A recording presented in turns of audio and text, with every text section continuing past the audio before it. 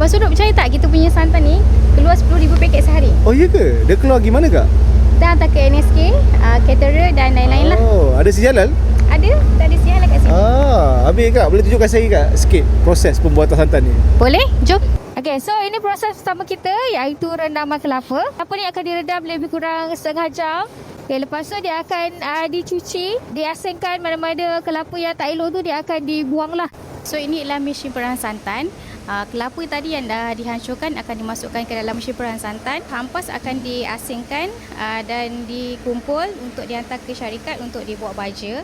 So santan yang diperah tadi akan masuk ke dalam tong. Dekat sini ialah mesin pasteurization, di mana santan yang kita dah perah tadi tu dia akan masuk melalui pipe ni dan dia akan masuk ke dalam heat exchanger. So dekat sini juga berlaku proses pasteurization, di mana santan tu dia akan dipanaskan pada suhu 70 hingga 75 darjah Celsius sebelum dia masuk ke dalam tong untuk pembungkusan. Kita ada dua jenis pembungkusan dan ini ialah pembungkusan manual, di mana santan akan dimasukkan ke dalam plastik bungkusan 5 kg dan diikat sebelum dimasukkan ke dalam chiller.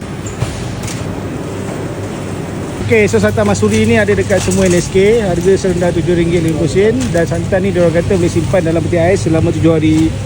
Ada yang pernah pakai tak? Cuba cerita sikit santan masuri ni okey tak okey?